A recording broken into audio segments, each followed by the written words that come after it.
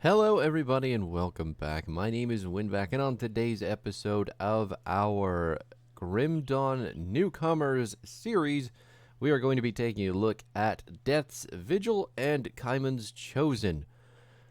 They're separate faction quest lines that you're going to get in Act 3 after you kill the amalgamation, and this is a bit of a continuation of the last episode with a bit more focus on two very unique factions in the game. So, that being said, it is a YouTube video. Feel free to like, comment, subscribe your heart out, and my apologies, but we are actually going to wait till the second half of the video because before we can make the faction decision that we will need to, we'll have to get the amalgamation out of the way and then make a short detour for some easy quest XP on top of a treasure chest hidden behind some dynamite. The chest quest is obtained by finding a lore note along the southern wall of the fields in a building, which we actually picked up last episode. And then once you read through that lore note, you get the quest. The quest will have you go blow up the wall, and then blowing up the wall will give you the XP. So make sure that you've got some dynamite. The chest and the quest itself are on the northwest side of the map. I guess we'll call it the Rotting Croplands because I'm pretty sure that's still where it is. And then once you get over there, you'll find yourself a nice little patch of collapsed cave. All you got to do is pop that, grab some XP and some gear, and then we're going to head up the road to the east. The northeasterly direction is where the amalgamation is, and that is our first real boss of Act 3.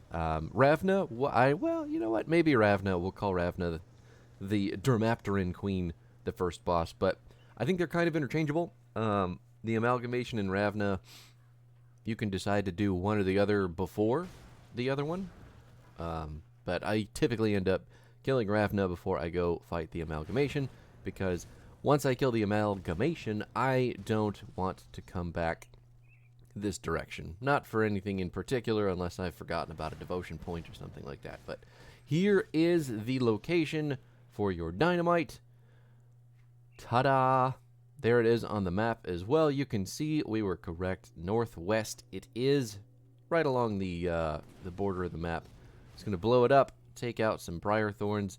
These are the coolest enemy in the game, I feel like. I love their little four-legged hoppy design, and the fact that you can get them with the shaman as a pet is really cool. So but all that being said, we'll still go hunt down the amalgamation here, and since we've got some time between now and the actual faction decision later on in this video, I'll just talk to you guys a bit about my build. I know I don't talk too much about it because it's not really a build-centered series, but maybe it'll help some people make decisions on their own builds if you're building something similar to this. So, there are a few incremental changes that I've had throughout these videos. You might see some new skills pop up as we're continuing to play. I do make a lot of different decisions when putting this stuff together, but considering that all of it's going to change once we hit level 50, I don't dive too hard into reasoning for it all.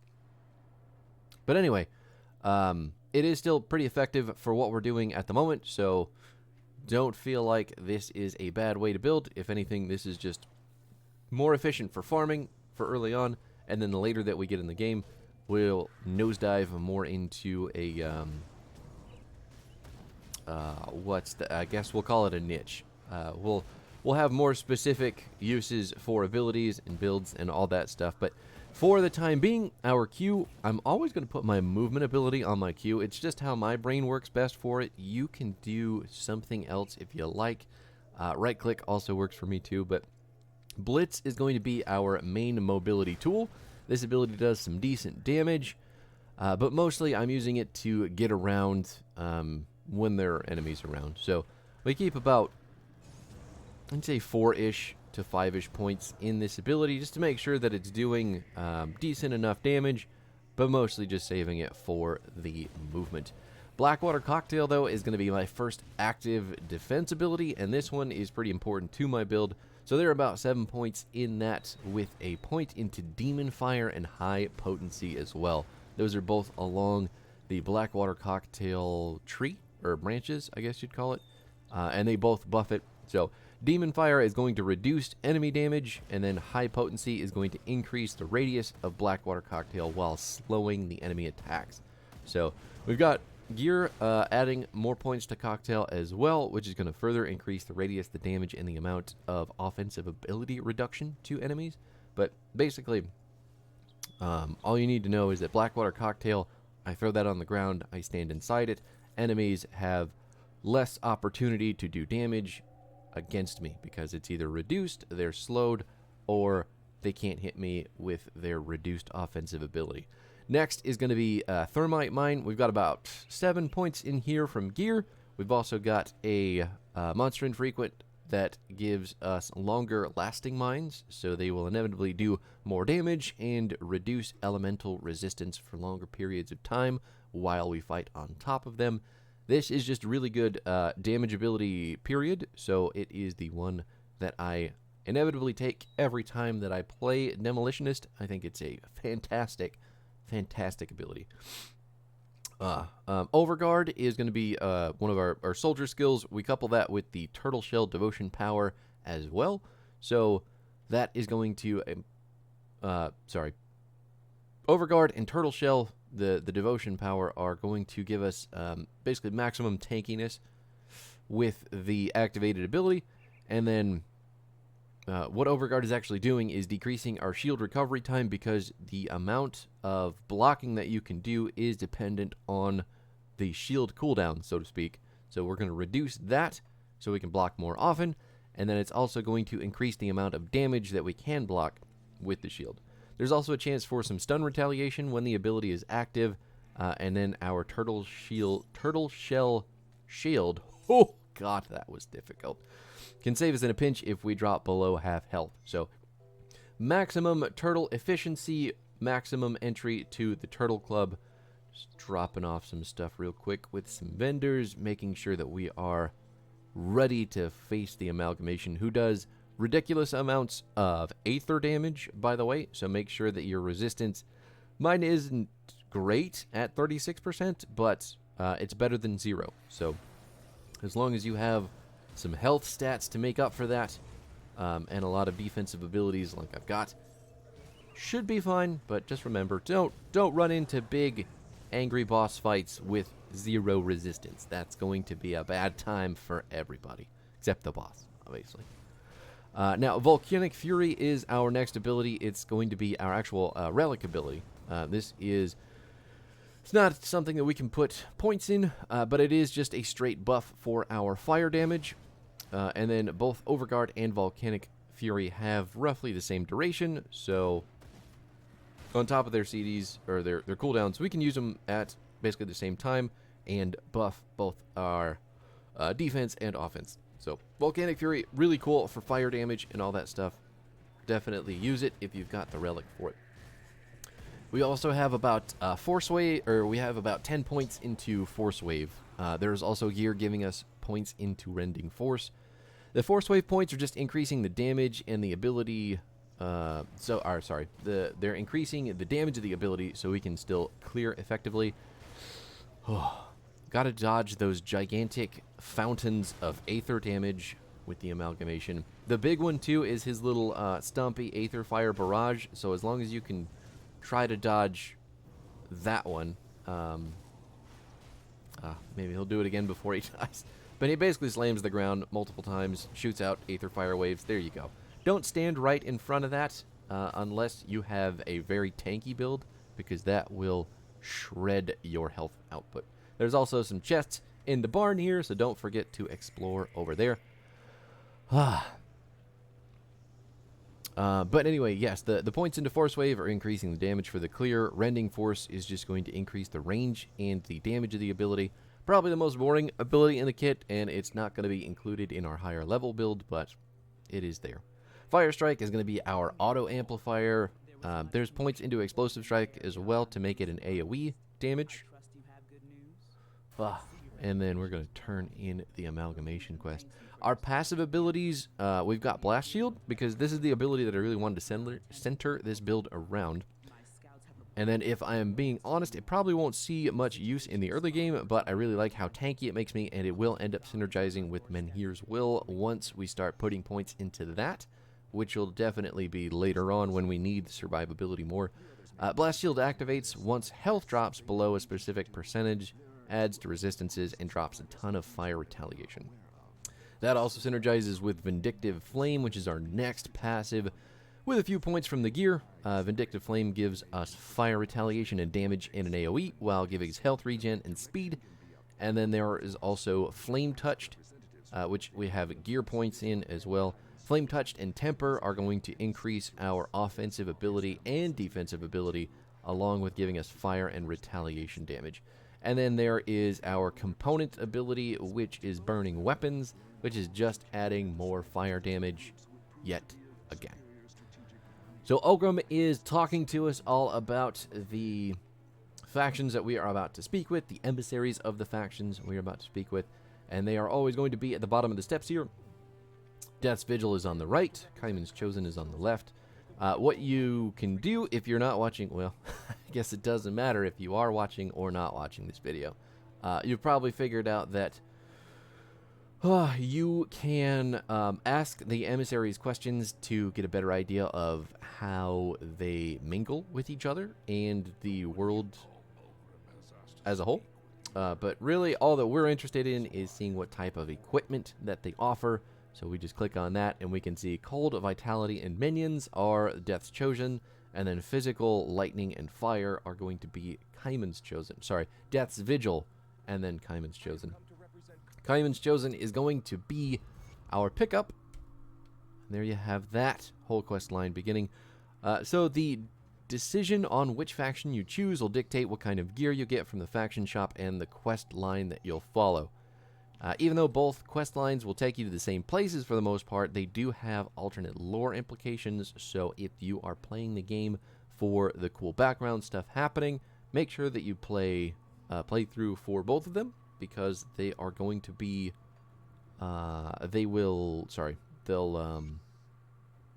do different things in the story for you. So there are points later on in the game where you will see each faction, and depending on which one you've chosen, they'll say, no, fuck you, or they'll say, hey, buddy, depending on what you picked up in this stage of the game, which is really cool. It's great that the game keeps track of that stuff. Regardless, the quest lines, whichever one you choose, are going to give you a pretty substantial XP boost, and you're going to get access to blueprints that you will inevitably need. And then remember, when you choose a faction, that the faction that you did not choose will become instantly hostile, except for the one in Homestead. Those emissaries won't do anything, but they will stop talking to you. And then you will not have access to any of the shops or the quests for the faction that you did not choose. So you can still visit their location, but it'll basically be just another dungeon with enemies to clear from whichever faction that is. So if you're like me on your first playthrough, you might make the decision based on how awful one party seems by comparison in the, we'll call it the moral sense, but maybe that's just me. Yeah. So the other good thing about the two factions is, well, the thing that they don't mention to you about the gear, in addition to the damage types that we get, Kymon's Chosen actually gives you gear with points into classes such as the Soldier, the Demolitionist, and the Shaman, as well as, I think, the Inquisitor. So you'll have more gear, or you'll have gear more focused to those classes if you go with Kymon's Chosen. And then Death's Vigil is going to have points more geared towards the Necromancer, the Arcanist, and the Occultist. So if you're playing any of those classes, or if you're playing a combination of any of those classes, this will also help you make that decision if you're looking at gear within these faction shops. So given everything that we've talked about, though, we do have the Kymon's Chosen quest line pulled up. We're going to take this faction so we can get into their gear. And I've actually got some gear in their shop that I have already been eyeing for, my build. The only trouble with this is that I need to farm the reputation for it, but basically I want the shield, the shoulders, and the blueprint for the belt that they have to round out where I'm at currently in the game. There are also 4 must-have blueprints in the second tier of the shop, which is the respected tier, including some components and 1 rare component that you'll need for a number of relic recipes. Now, this faction is where you get Black Tallow, Blessed Whetstone, Blessed Steel, and Haunted Seal. Each are pretty strong in their own right, but I am actually planning on building the Mythical Relic Honor. Later on in the game, the Mythical Relic is named Honor. That wasn't a continuation of the sentence. And I will need the Haunted Steel to complete one of the previous relics in that recipe. So on your first playthrough, I don't expect you to know which mythical relic that you're really after, especially this early on, but the point stands. Get all the blueprints from every faction that you can, farm that reputation early on, even though you're probably doing that passively too, just by completing quests and killing enemies. But the point is they're going to massively increase your gains later on in the game, and the more that you play, so make sure to collect those blueprints and the reputation for them as often as possible. So ultimately, we're going to be farming a lot of cultists and Death's Vigil around this area of the game, completing the faction quests and trying to get to that respected tier for Kymon's Chosen as soon as possible. The good news is that even if you chose Death's Vigil, the reputation gains are basically the same. So you'll still kill the Chthonian cultists, you'll just kill Kymon's Chosen instead. And then, fun fact as well, if you're playing with buddies and your buddies pick the different faction, you can kill each other's dudes out in this area of the game. So if your friend picks Kymon's Chosen and you pick Death's Vigil, you'll both kill the enemies. And there will basically be no friendly guys hanging out here in the woods. It's really funny in hindsight now, but at the time I was kind of freaking out because my friend was killing all my guys, and I had no idea how because I couldn't touch them. Turns out he picked the opposite to what I had. I think he ended up picking, yeah. I'm pretty sure that was it. He had Kymon's, I had Death's Vigil. Who knows? It was a while ago. It was silly. I was freaking out that he was killing my friends. He was freaking out that I was killing his friends. It was hilarious. A time, a laugh, and a half ago. So, a monster shrine.